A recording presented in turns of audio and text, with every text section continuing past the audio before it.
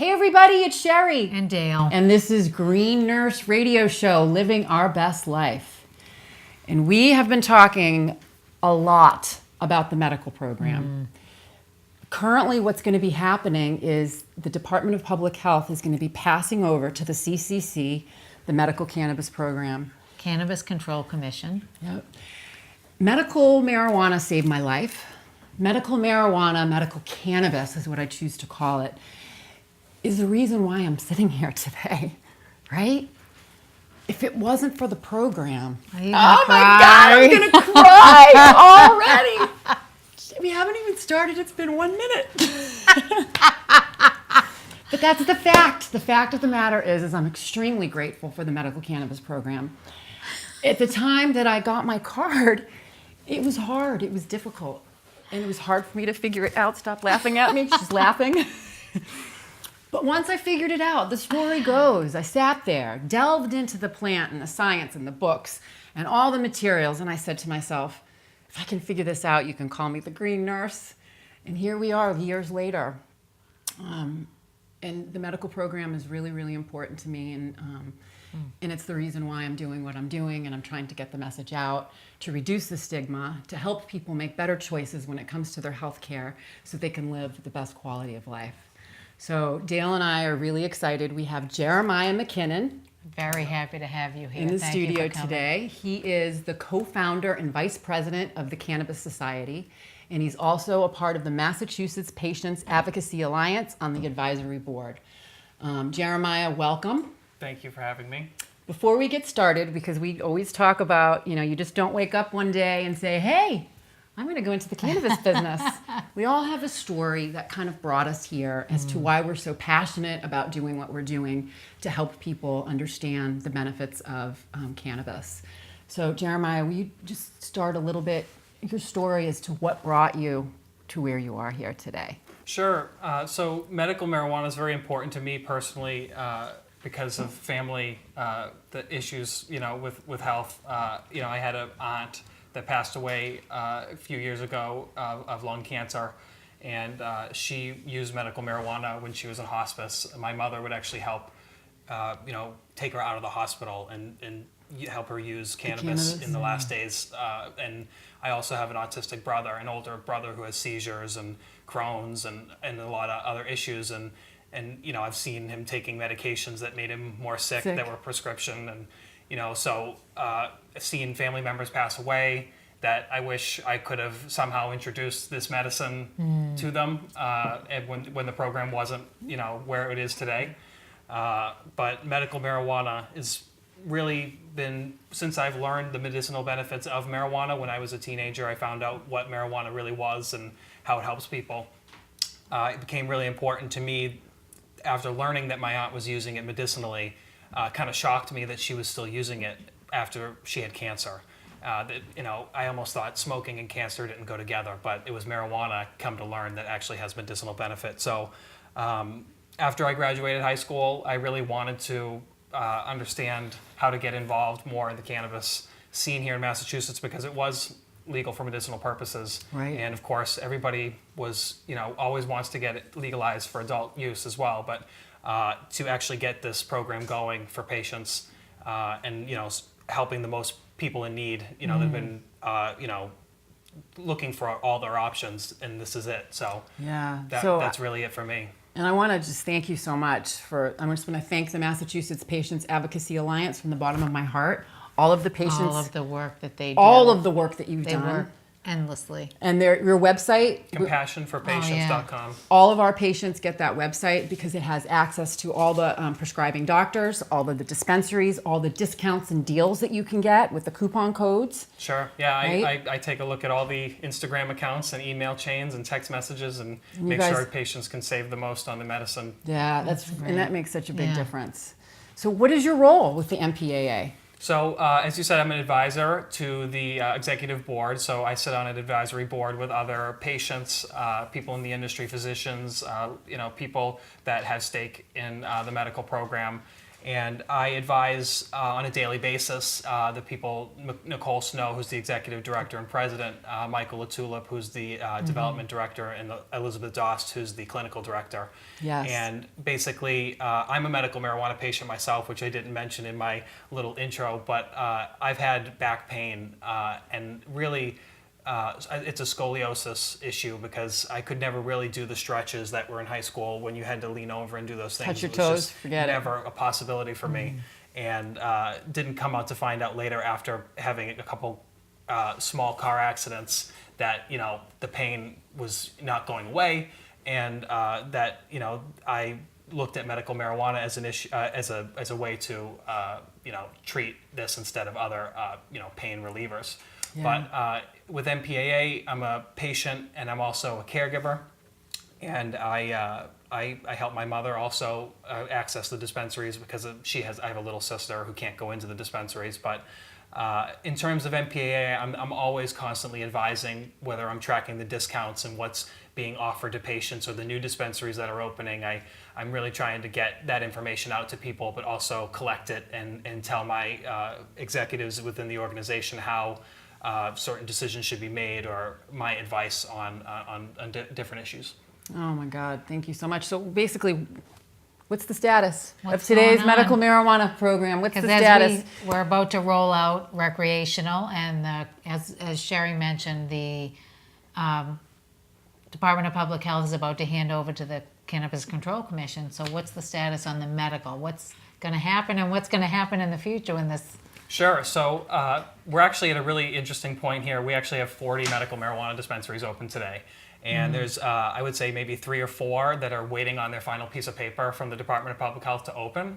So, and I know there's a few that are still growing and being inspected. So we're close to seeing 50 dispensaries open in the state, and it's actually growing at a rapid pace.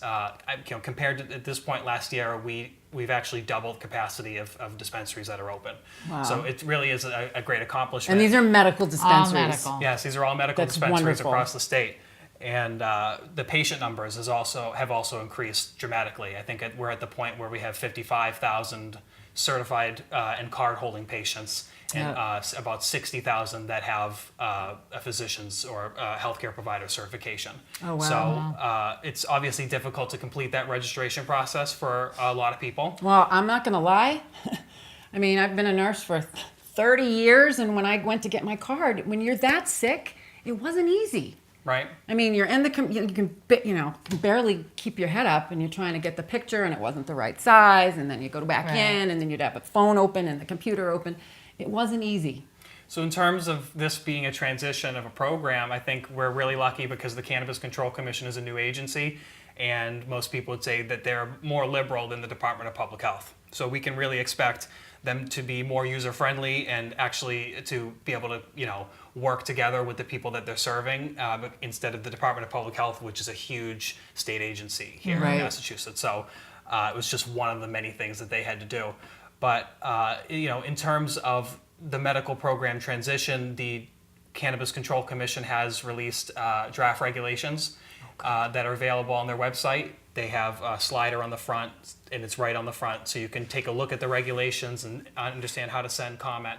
But they've released the draft regulations for the medical use of marijuana overall and for co-located dispensaries. So there's a separate set of regulations for So co-located. medical marijuana dispensaries plus co-located, meaning medical and recreational Together in one Yeah, building. and- Okay. Yeah, co-located is really for the retail co-located, and then the other regulations are the whole, you know, the whole thing with all the patient registration, everything. Right.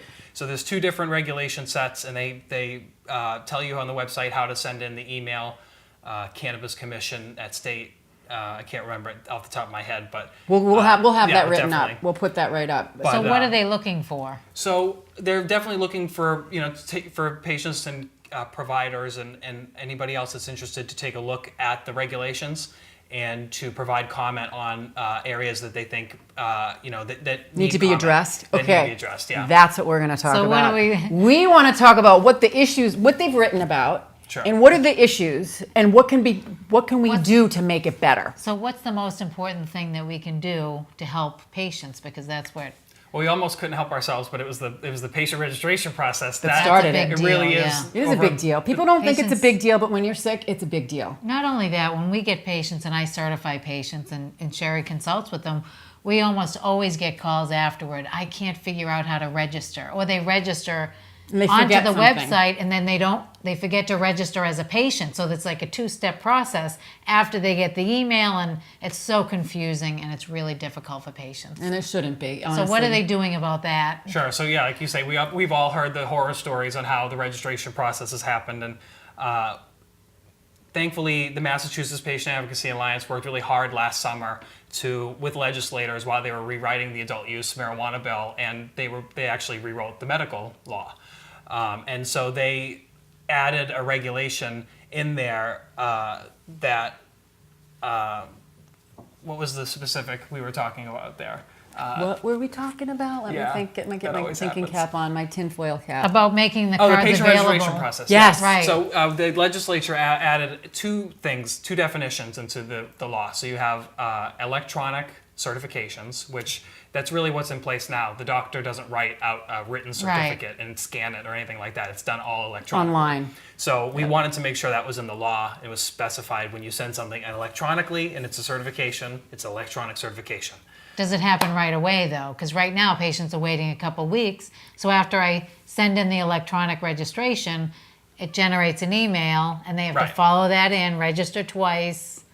So a part of the definition of electronic certification is that when the commission receives the electronic certification, upon receipt, it will generate a Card. temporary registration. Oh, that's so there's, like I fantastic. said, two components, and the second Yeah. component is called the temporary registration, which is active for 14 days, and it's basically like a temporary driver's license when you go to the RMV. Right. You get something to drive home with, or when you get a real prescription, you get the prescription to go fill that night at the Right. store. That's great, So yeah. it's basically mimicking those kind of systems that once you've been certified by the healthcare provider, you have the legal rights with a temporary registration, and you can access the legal storefronts. So they can Instantly. literally come into our office, leave our office, and go straight to the dispensary. Exactly. And that's the way it should That's be. fantastic. So that's in the law as it currently sits, is that electronic certifications will generate temporary registrations, meaning, That's like you fantastic. said, I patients will like come that. into providers and leave and be able to go to dispensaries that day. And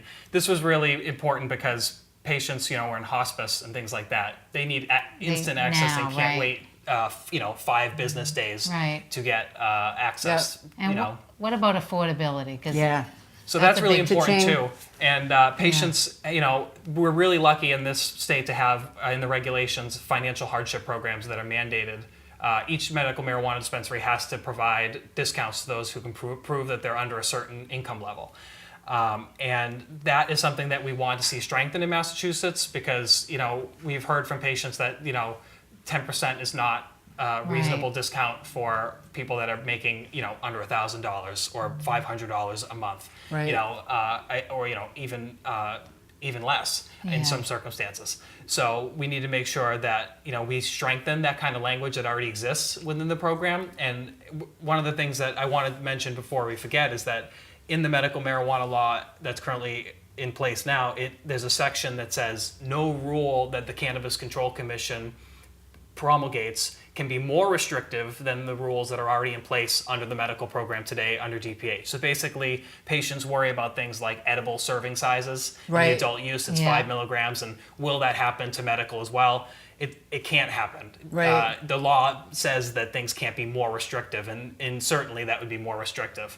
And so that's kind of in line with what the legislature wanted for the medical program, is to not be, hurt in any way or negatively affected. And unfortunately, that's kind of led the commission to make their regulations what they've called a lift and shift. And that means that lift they and shift. really, they're kind of taking what's in place today and just putting it in place into the Cannabis Control Commission. Right. And so they don't really have any substantive changes in the draft regulation. So it's pretty much what we see today. So we have an opportunity, Yes. a big opportunity to A rare create opportunity.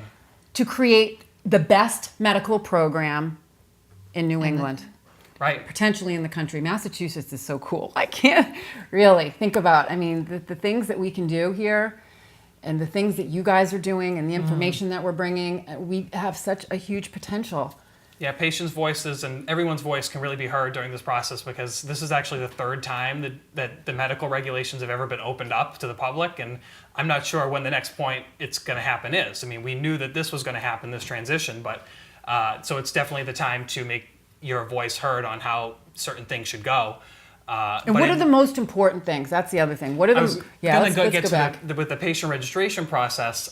If we're making it instant, the $50 fee should go away as well, because if you're going to get the temporary instantly, putting a $50 fee in the middle of it doesn't make it instant. You can add it onto it, but at this point, the program has made several $1 million off of $50 fees on patients, and we could talk also about how waivers are a barrier for people to, prove. Well, I would think. Well, then you got to upload all that other stuff. But not only that, but the Department of Public Health, who's been overworked anyway through every other reasons, to go through those waivers is very time consuming. It's more than $50 in labor, that's for sure. Sure. And then they're doing it for patients. It just doesn't even make sense at all. It's not scanned properly, and then they reject them, or they don't know why they're being rejected for certain things. And so that's why, making it instant, you can leave with a temporary card, and patients not having to pay $50. Oh, that's so exciting. I know. Yay. I'm so happy. Everybody's got to make sure to email the Cannabis Commission, and there's public comment as well. So October 29th is the last day to provide comment, but October 29th. So get on it. Last day for you to make a comment on how you want to create the medical cannabis program. And what's the web address? The Cannabis Control Commission website has the information. It has all the information there on the regulations, how to submit the comment, and all the things that are up for discussion here. So, but on the most important topics are really the patient registration, the $50 fee, and making it instant access to the dispensaries. That's all great. Legal That would protection. be so much. Yeah. One of the things that's really a big concern for patients is about patient confidentiality. So can you talk a little bit about that? Sure. So we've heard from patients that, obviously a concern with this still being federally illegal in Massachusetts, in the United States, is that privacy is a big concern, because technically it's a felony under federal law. So with this being a medicine and healthcare is usually confidential information anyways. Patients have brought up the concern that their name is on their medical marijuana card, and I know other states have had, and I've seen cards from other states that have, for medical programs, a picture, a patient number, and an expiration date. And so I think that's all the information that's necessary. The database will still have, it's protected by Massachusetts law. It's under the Health and Human Services protection. So, but when law enforcement has an encounter and might need to prove someone's patient status, if they have 8 ounces in public, patients are allowed to have that, but not an adult user. So they verify their status in the database. But that information's not on the card. So if they lose their card in public, now someone doesn't know, well, John Smith with this picture is a patient. And the same thing with receipts, because the receipts actually have your name and your patient number on them, so people, can really easily identify you. And so that's really what we're trying to close up there. And I have a question too about those cards, just because this happened to me. I was carded once recently. And I thought I was pulling out my driver's license. Oh, yeah. I pulled out my medical card. And the guy looked at me and smiled. And I go, what? And he goes, you know what you just gave me? I was like, no, my license. I'm like, oh, that other license. Right? Yeah. They look similar. They look similar. Yeah, maybe that's something to address. Think about. Maybe making them look a little different. I mean, can you imagine though? Like you're using your credit card. If you're using your credit card and they ask for ID and you toss them your medical marijuana card. Right. I mean, maybe you put the photo on the other side. Yeah, put it in a different corner. Right. That's a good idea. That is a very interesting there you go. topic. So yeah, confidentiality in that regard, and in things with like the co-located regulations.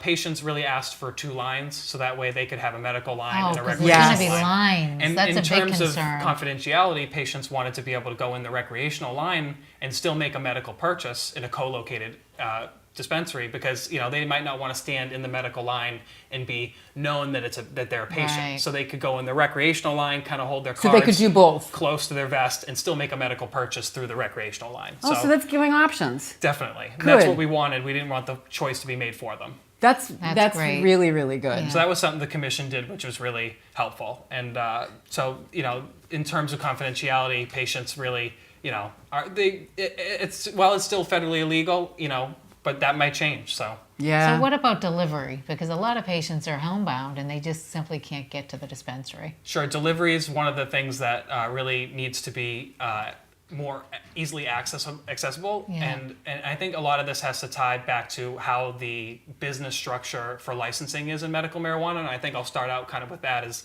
if you want to apply for a medical marijuana dispensary in Massachusetts, you have to get a cultivation center and a retail. It can be one building, but you have to cultivate your own product, manufacture it, and sell it. It's called vertical integration. And so every Seed to medical sale. dispensary, well, yeah, and kind it's of pretty tracked much. seed to sale, Sale. but Yeah. in the adult use industry, each part of the product supply chain is separate, so you could just Right. apply and Yeah. focus on cultivation if you didn't want to do retail.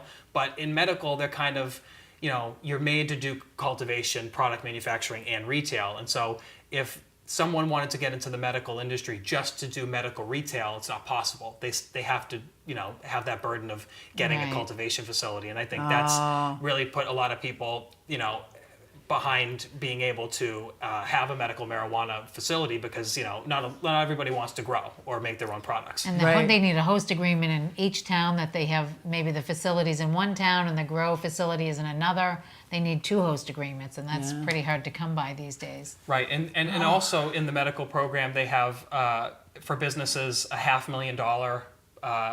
You have to have $500,000 in liquid assets to be able to even apply.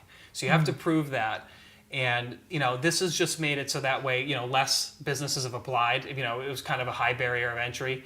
And when you make those applications, if you're applying just for one license, it's $80,000 for that license.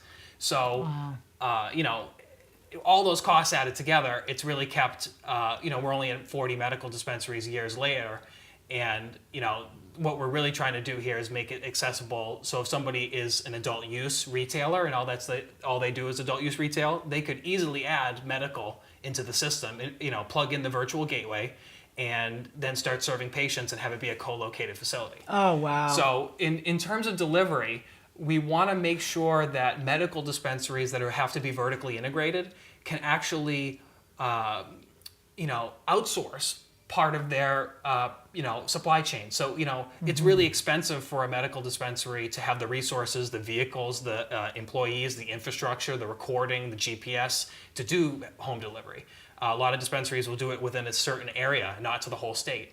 And, if you can outsource that to a company that's, we have the resources, we have the manpower, we're ready to do Like it for the you. Brinks. Right. Right? And you think of it this way, your local mom and pop store or any real business, do they make all their own products?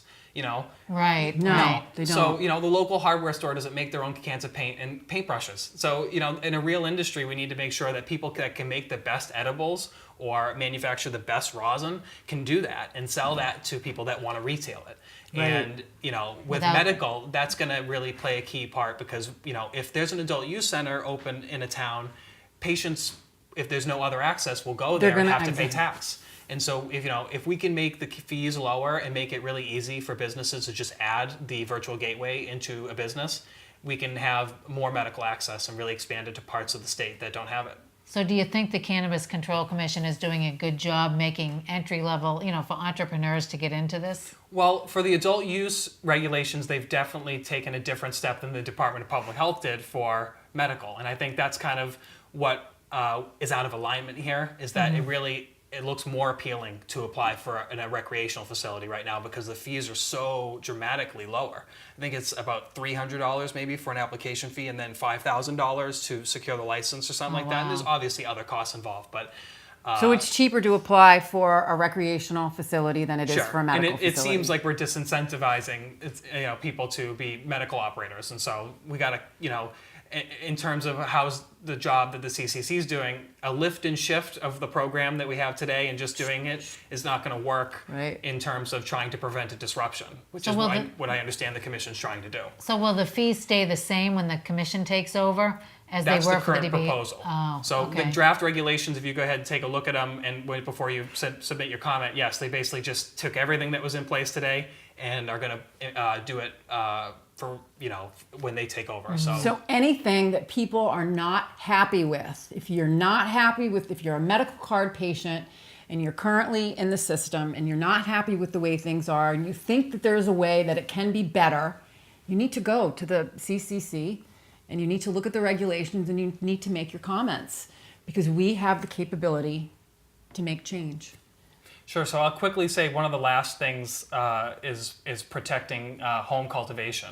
So I kind of said they're really just lifting and shifting, but one of the things they actually took out was a part that allows patients to cultivate when they get their card. So that's kind of alarming for anybody that's growing at home that that section of the regulations was removed. And this has to do with the fact that the original medical marijuana law had growing rights for people who apply and prove that they had hardship, which meant they had low income, they didn't have a car, they had no one to help them, no dispensaries near them. The Department of Public Health never started accepting applications for that. And so they didn't have any dispensaries. So they started letting everybody grow when they got certified by the doctor and registered with the state. But if the rule is that nothing can be more restrictive now, then we can't basically take away the rights for people to grow when they get their card. And now that we have legal plants for adult use for people to grow 6 to 12 plants, it doesn't make sense to say, well, you can grow 6 to 12 non-medicinal plants in your home, and you can't grow your medical marijuana unless you prove you're low income, don't live near a dispensary, or don't have anybody to help you. So we really want to make sure that the sick and suffering have some benefits. I mean, seriously. Because home cultivation is so important to a medical marijuana program and even a recreational program. States that don't have home cultivation are often states that don't, have a right market or, atmosphere and need are ripe for change, So the medical cultivation that patients have been enjoying freely now is called limited cultivation registration. And that's kind of what's been taken out of the regulations currently. So if that's something that patients are worried about, the cultivation of medical marijuana, advocating for the commission to keep the limited cultivation registration in place is important. But also for patients to still have the hardship cultivation registration if they need more than a certain amount of plants to grow their 60-day supply. So when law enforcement comes, it's clearly delineated. I'm a medical patient. I'm growing this number of plants because I'm allowed to. So would that have to match with the certification that they get? Because if a patient comes in currently, we give 10 ounces every 60 days. Would that have to be extended by the provider in order to match the cultivation at home? Sure. So there's that ability for medical providers to extend the 10 ounces. And so if a patient has the need to grow, 15 ounces for a 60-day supply or using that amount to treat themselves, the doctor definitely has that discretion. But in terms of plant count, I wouldn't think the certification would have the specific number because I would say most physicians really aren't educated enough in terms of what the plant count could be. So I think that will maybe be something that could be left between the commission and the applicant, the patient, between how many plants they really anticipate to grow their 60-day supply. Because I think instead of the commission being top down on patients, I really think they just want to clearly know what's going on. And that make sure that there's not, diversion and other illegal activity. They just want to make sure that the people that... Make sure there's no illegal activity in the legal state. So what about diversion? Because we've had a lot of issues in other states, Colorado, Oregon. What about that? Well, I mean, it's interesting. Like you said, it's a legal state, but we didn't... But we got to make sure we don't break the law in the legal state. Well, the police will like to say it's not necessarily a free-for-all, right? I can't grow 1,000 plants. We legalize a certain amount and a tax on it, and I can purchase 1 ounce at a time at a dispensary recreationally. So in terms of that, if you had the money, you could buy an ounce every day. I was just going to say that. And which is more than what medical patients can get. Sure. Yeah. It's 30 ounces a month. 10 ounces, of course. Yeah. So, one of those things that's interesting about that is we need to make sure that patients are aware what the medical side is versus the recreational. And, if providers need to recommend more because they're hitting their limit, one of the other things, too, is the gateway goes down sometimes. The dispensaries actually can't access the gateway to prove whether or not someone's a patient. That's a and problem. if that happens and there's no backup way to do that, patients will obviously go to the recreational side and pay the taxes. So we really need to think of a contingency plan for when the system goes down. How do we still serve patients? So currently, when the system goes down, so does this dispensary goes down. So they'll send out a message that our system is down, and then that's a big Right. problem. Right, they Wow. can't even let you in basically Yeah. at that point, because you can't just look at a medical card and determine whether somebody is active or not. You have to still verify with the Yes, database yeah. whether or not the provider certification is Yeah, active. lots of technical issues. Yeah. So before we have another guest that's coming on. Oh, we need you back, though. We because you're want to so have your interesting. whole team on. I'm asking Mass Patients Advocacy Alliance, to please Nicole, join us. right? Yeah. Michael and Beth. We would love to have you all on. This is just a very, very important topic. And as we continue, as recreational continues to roll out and more medical dispensaries, to keep medical alive, we all want to work with you guys together as a team. Well, it's so important to spread the message. So thank you guys Yeah. for having me on Yes. and making sure people are aware of these issues and that this is the time to make their voices heard. So I really Great. appreciate it. So remember, go to the website, Cannabis Control Commission, and make those comments. Yeah, and I'm gonna reshare this a few times, and I'll put like comments and stuff. So when you guys are rewatching us, you'll So know. it all makes sense. Yeah, so it makes sense. You'll know where to go, and you know how to make the comments, and just to make it easier for you all to help us. Put a link right on there. Put a Making link it right on easier there. for patients. Making Yeah. it easier for patients, right? Isn't that what it's all about? Relieving suffering, improving quality of life, so we can live our best life. Yes. And that brings us into Green Nurse on the Go. Green Nurse on Green the go. Nurse on the Go. What is it? Why are we doing it? Why is it important? Right? Green Nurse on the Go is about bringing community together.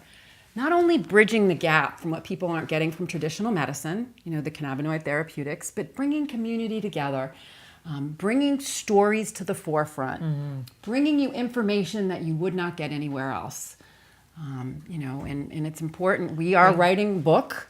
We have a documentary that's in process of being filmed. And your stories are so important to us. Information that you have that you can share with the public could save someone's life. And bring someone hope Right? Bring someone when they hope. don't have it. And part of Green Nurse on the Go is we go to different events and we participate in fundraisers and openings of dispensaries. And last Friday, we got to participate in Garden Remedies Remedies. in Melrose. They had an opening. Actually, Jeremiah, we saw you there. We did a little interview. We did some questions and answers, Q&A session, meet and greet. We got to tour the dispensary. We got to speak to all of the wonderful people that work there. The CEO, Dr. Munkasey. Yeah. Oh my God, she's amazing. Yes, I mean, she is. first female, she's- female-owned business dispensary in And Massachusetts. she has a very compelling story as well. And she's really Yes, dedicated to patients. yeah, and we did a little interview. Dale and I did a little interview with some photo slideshow earlier this evening as our pre-show. So before we get to the video, we have a video that's going to go up in a couple minutes. This past Saturday, Reliable Bud had their Monster Mash party, and the Green Nurse group was there as their charity. And Jody and I dressed up, and we got to hang out, and we did do a lot of educating. Actually, the police department, the Spencer Police Department was there, and they spent a lot of time at our table. And we, showed them the Sensi magazines. We brought out our brochures. We taught them how to take care of patients that have overconsumed. They just liked a 6-foot dragon. I was a green you'll dragon. You'll all see. The mother of dragons. They didn't want the information. They wanted the 6-foot dragon, but I did educate them, and they gave me a prize. I got a little, button, A little badge. little badge, and it's about education and safe consumption, so people can use cannabis Harm legally. reduction. Harm reduction. Yeah. So the video, as soon as it's ready, we're going to put it on, and I want to thank you again. Thank you. Thank you. Thank you, thank you, thank you. Thank you. And video, hit it.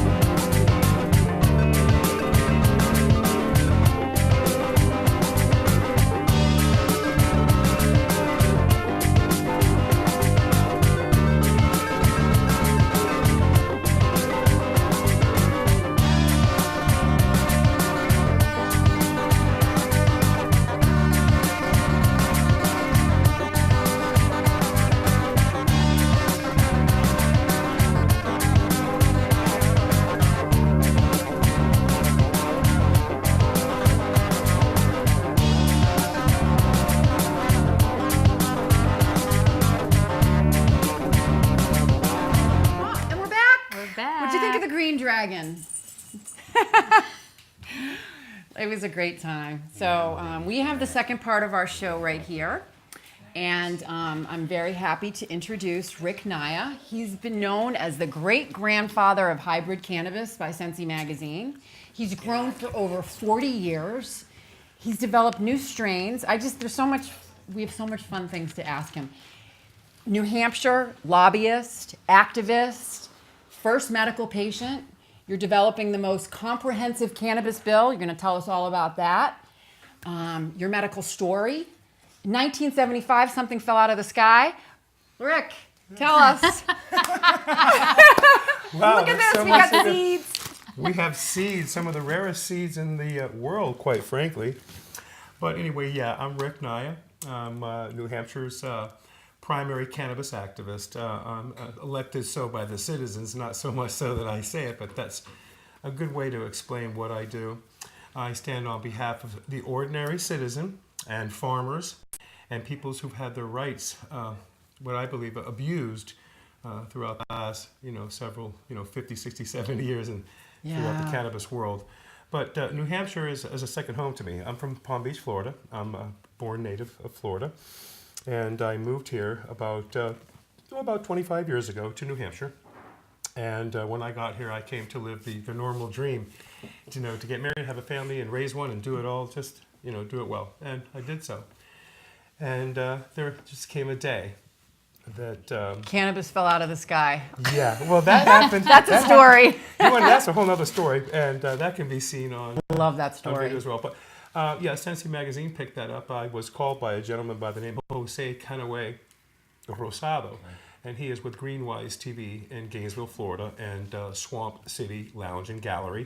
It's Gainesville's very first CBD vape gallery and lounge, and they do a lot of educational promotional things here right next to the University of Florida. So there's a lot going on there. But Jose found me through some work that he was doing and studying about what was the original and first hybrids of international cannabis in America. And they were studying to see what was it, Panamanian and Colombian, that they were trying to do the studies, because back in the day, there were very few varieties that we truly had. Right. And even if the older farmers had them, they kept those varieties and they've waned away. And they didn't chronologically keep them in order as we could, as we did in the late 70s and getting into the 80s. But I was very fortunate. I had a friend go to Hawaii, and some Hawaiian cannabis came back. I was able to purchase some. A few seeds came, and I planted them. And that's what kind of leads to this, what fell out of the sky. Yeah, 1975. This is just a great story. Yeah, and what's neat, when we were camping out in J.W. Corbett area, and it was in the wee hours of the morning, probably 3:30 or 4 in the morning. Happy campers. Yeah, we were happy kids having some beers and listening to country music and smoking cannabis way out in the woods, so no one would mess with us. And then we'd go hunting in the morning. We never get anything, but anyhow. So that evening, we heard the rumbling of a big propeller plane just rolling in the sky, and we looked up and we saw it, and the lights went off. And when we looked over, we saw lights go off with vehicles like 300 or 400 yards away. And I said, "Oh my God, this is going to be a dope drop." And then you could hear the plane banking around. I'm going, "Oh my God, look, it's going to be." And then we poured the fire out. We poured the fire out because our fire was lit, and we didn't know if they could see us from the other side. And all we could see was silhouettes with guns and men jump out with all the cars lined up and the lights lighting up a clandestine airway, so to speak. And then So they had it all planned to drop those bombs of They weed. did, and we had no idea. Wow. And we sat there like little kids in the corner, ready to pee our pants. And it was just really scary because you saw, again, the silhouettes. And the plane flew by 3 times, and the men did all of the work. We could see what was going on. They were loading up the trucks, and out they went, rank and file, right in line. Everybody followed themselves out. And we kept looking at the area, and it got very, very quiet. And, the crack of dawn came, and I'm like, "I'm running over there." They're like, "I'm not going." And I ran over there, and when I ran over, there it was. I was walking on cannabis, and I couldn't believe it. The whole area smelled like buds all over, and I saw white pellets everywhere, and I didn't know what it was. At first, it was a little too dark. Then I ran back to camp. Forget about the camping gear. I drove the truck over, and we loaded it up as high as we could, and we covered it with tarps. And So, on the last, so that was leftovers. this was leftovers of what was left in the Everglades. It was just an amazing amount of cannabis that was still there, even after we left. And on the last run that I came back, I stumbled over what became a large duffel bag full of Quaaludes, about 500,000 of them. Quaaludes? Wow. Yes. Oh my God. 50,000 per pack, 100 of them. And there I was, a 15-year-old kid with maybe $500,000 worth of Drugs. free drugs. Wow. And that's part of that story. But the seeds that came from that heavenly drop, That 1975 right, drop. it was Colombian gold. It was really quite powerful for its day and age. It was really quite good. And I grew a number of those seeds, maybe 20 of them, and they grew. And we were kids. We didn't know male, female, so it was like, hey, just grow. We're going to grow pot. Grow the weed. And we did. And little lo and behold, the Colombian fertilized the one of the two. Out of the 2 ounces, 2 seeds came out of one of the ounces. And one seed didn't grow, but one did. And it was a female, Hawaiian. And the Colombian fertilized it and was like, oh no, we didn't know. It was like all yellow one day. Hey, what's that? And somebody goes, hey man, those are males. They pollinated it. And we thought, oh wow, really? So we just let it seed and we collected all the seeds. We smoked the cannabis. We thought it was good. We enjoyed it. And then we saved the seeds into the next year. And then the next year, during season, because it was the end of the season in Florida, you can't grow in the winter. So we waited until spring came. We planted them out in the woods, and little lo and behold, the very first hybrid, international hybrid, which was given the name Gainesville Green, Green. was bred. And that went on to become what everybody knows as Skunk 1 and the Northern Lights and the Northern Lights 5 and all the variants and through the OGs and the hybrids that we know today. So it's really quite something in the genetic realms of what cannabis has become in this last 40, 50 years of cannabis growth. So I want to, just for the people that are watching, when they're talking about cannabis, indica, sativa, and hybrid. Yes. You're the expert. Okay. Can you explain the difference Well, I to can them? explain it. One thing that's very critical for everybody to know, that actually an indica is actually a sativa, and a sativa is actually the indica. Back in the early 1800s and the 1750s, I believe it was, when they did the transpositions of cannabis, indica and sativa, the plate master changed by mistake that Oh, sativa was, interesting. and this is a known fact. Many people still don't know this, but they've left this to regalia and allowed it to stay this way, just because I guess posterity, it's been like this forever, and we Yeah. know it to be that way. Well, the reason why I like it, it's kind of silly, but is how I remember it is indica couch. Right, and that's a great way. A lot Right? of people Okay. understand that way. It has its purpose. It says Yeah. higher narcotic effects, and that More I believe sedating. is the type of medicine that is used by, and I believe, and is used a lot throughout the nation for opiate addiction problems. Yeah. The indica varieties, and then so we'll go back to the question. Yes. So that they were transposed. But an indica is a broad-based, broad-leaf plant that grows between 2 feet to 5 feet high, and it has a very organized branching structure. It kind of looks like Charlie Brown's Christmas tree, so to speak, straight up with branches to the side like that. And then what a sativa does, it grows with alternating internodes, and it grows a lot taller. And it grows in different climates, whereas indica is more of a northern varieties, and some of them grow in also, like in Hawaii and in some of the rainforests, and need cooler, shaded temperatures. And sativas are more known to be growing in higher, drier climates. And then so came the hybrids. It'd be like taking a tropical forest flower and breeding it with a plant from the desert, and coming up with this just beautiful rarity of cannabis world. And that's what it was. And to me, it was a blessing, little lo and behold, that I didn't know, after all these years, even though I, was with the friend that named it. He gave it the name. We grew it. The Gainesville Green? Yeah, we grew it, and we grew it in Palm Beach, and we drove it to Gainesville, Florida, where a friend of ours, Bobby Bullard, was studying, and we said, hey, Bobby, we got some weed we want to sell. He goes, the minute we opened the truck door, he goes, God darn, what is that? Because it smelled, and then when we opened the bag, it was like him. He was older than us by about 4 or 5 years, and he was already growing pot.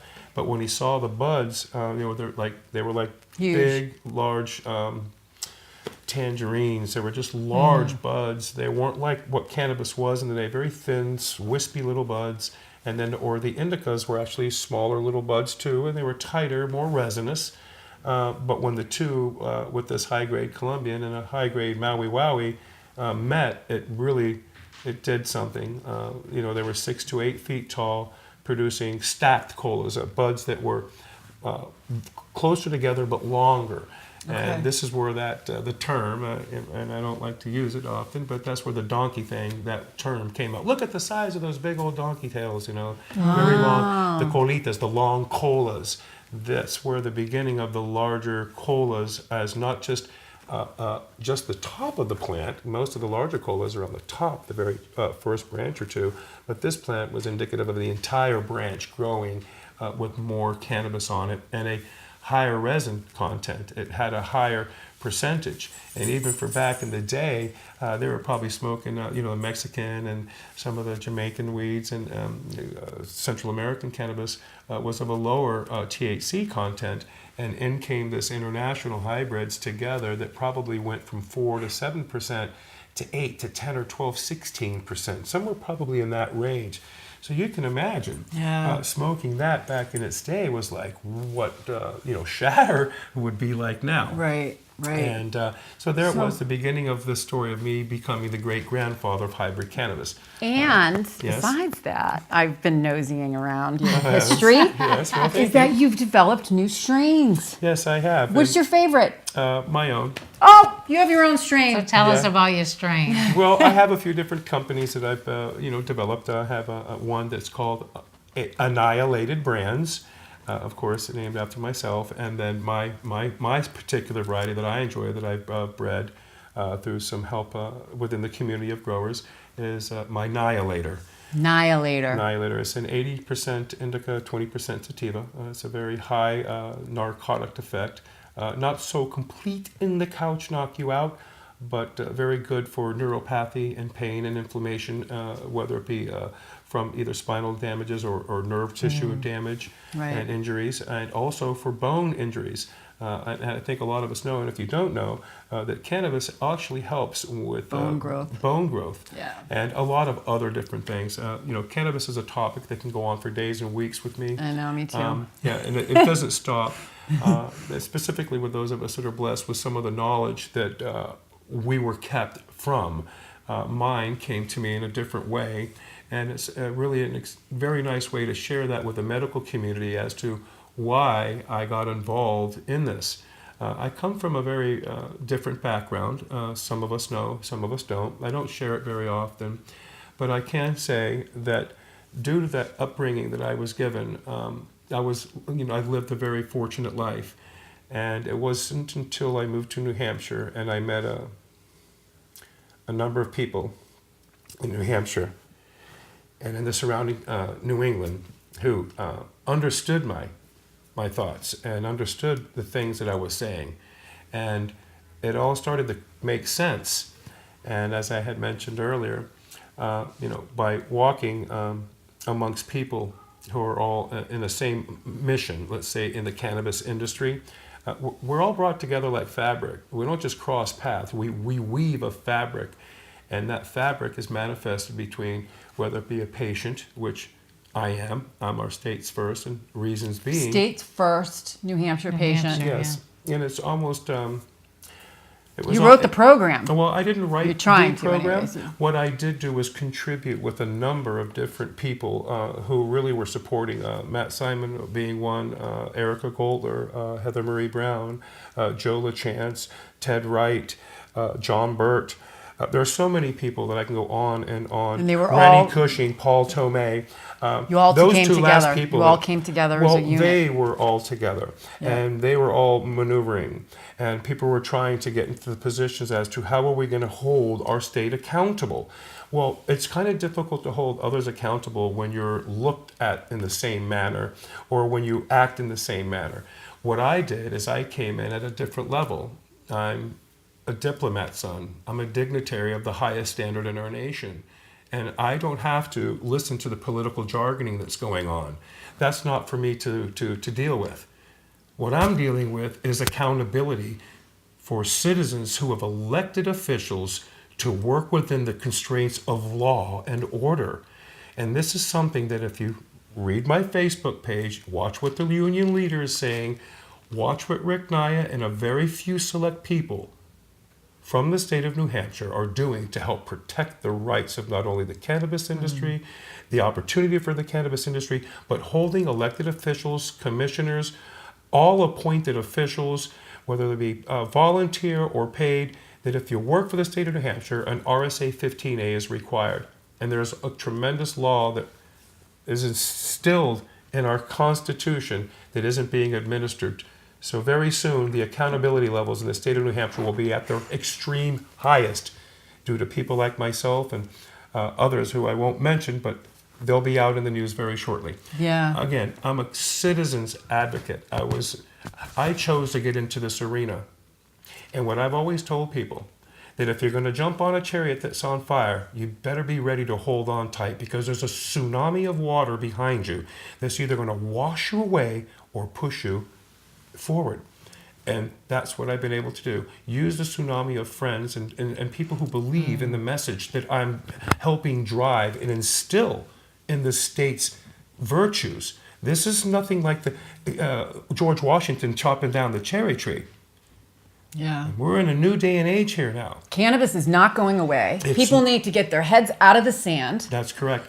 People need to be educated. That's true. They need activists, advocates, people that advocate for them, education, people with passion, with purpose, that want to make a difference. Unbiased scientific data that is backed by the communities around the world, not just by biased company or by the police or by the federal government's agencies and different departments that fund New Futures and different people who have agendas that are funded by other departments that manipulate the facts and the truth. When government puts their long arm and gets too involved in our lives, it creates more of a problem than we need. You just need to let the Red nurses tape. take care of it. Well, the Green Nurse Group is awesome. I think you guys do a great job.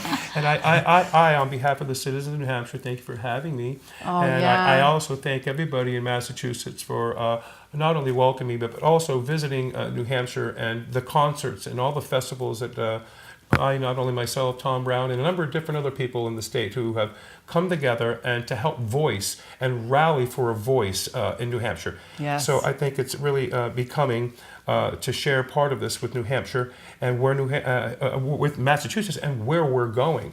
And as of the 22nd of November, we will have our last hearing and we will adjourn our Cannabis Commission, that of which I've been in council with throughout the entire process.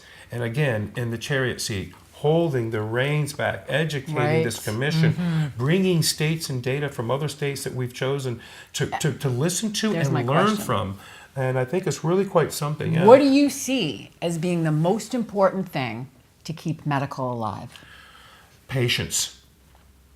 Not just that word patience, but the relationship between the science and the medical field and that patient. I believe, and that's what my company, Allele Genetics, we have Annihilated Brands, now we have Allele Genetics. And you're creating a green nurse strain? And I'm also going to create a high CBD strain with a Green number of Nurses? partners from around the nation who will collab to bring something together for the Green Nurse Group. But what I'd like to really emphasize, not only from me, but from the citizens and the patients, the only way that cannabis should be looked at is due to its medical propensity. It's botanicals, it's holistic remedies, it's helping and assistance in our neurogenesis, Nutrition. our endogenous endocannabinoid system, which brings health and wellness. People have to understand that cannabis and hemp are brothers. They are both one in the same. One Yes. produces a very low level of THC, and one produces a very high level. Either or, that brings a sense of your body's wellness together.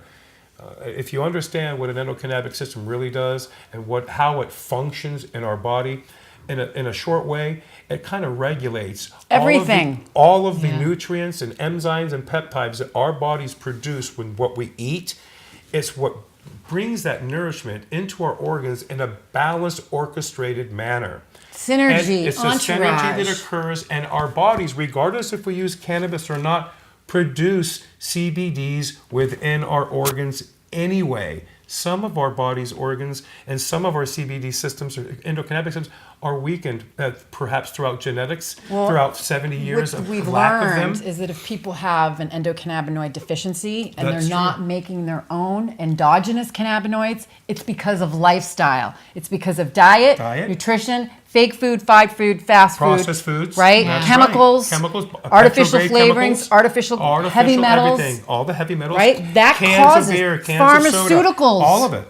And what about prevention and wellness? Prevention and wellness, I believe, and this is coming from someone who comes from a very, affluent family. It begins at home.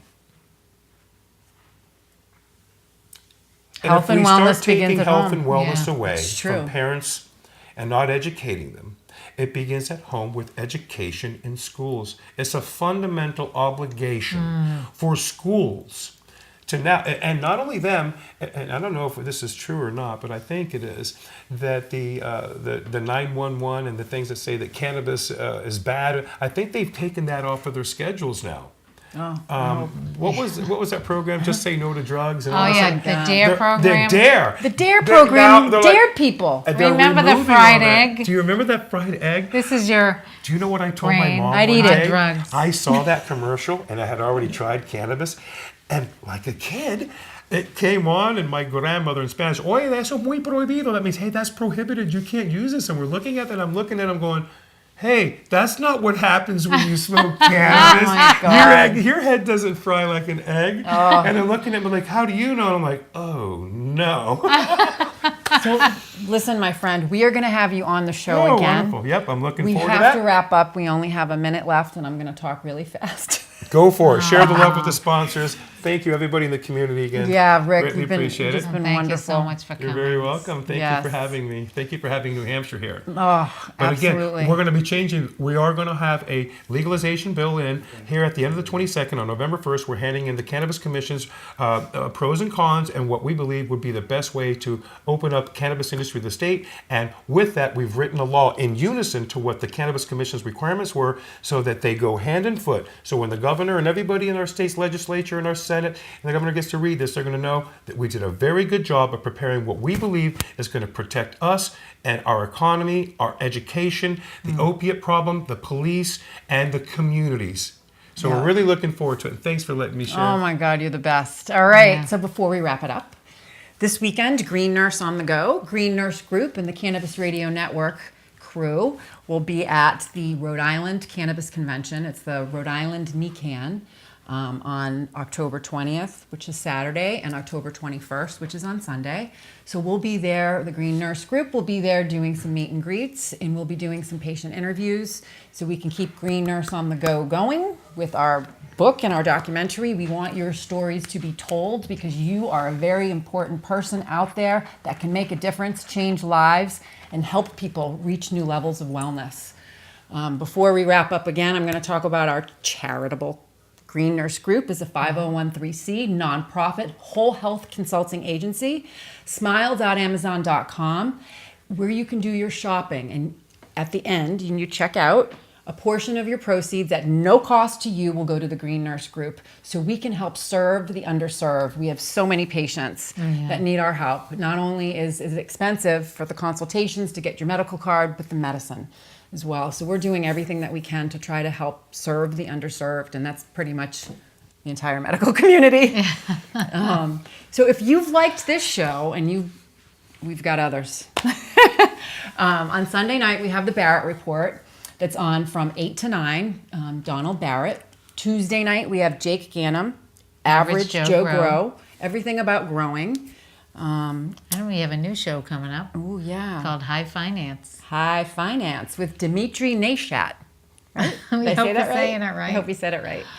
So next week, tune in. We have two very special guests coming on, a husband and wife, Yeah. Dr. John Naldoni and his wife, Cheryl Benetti Naldoni, Who's a nurse? she's a registered nurse. Vote yes on one. Yes on one. Yes on Yes one. on one. Yes on one. Protects patients and protects nurses. And so they're going to be on next week, and they have a very compelling story about what happened to them in the cannabis industry. And And so we're really looking forward to that. So we're going to sign off with what we love to say, which is thank you for joining us.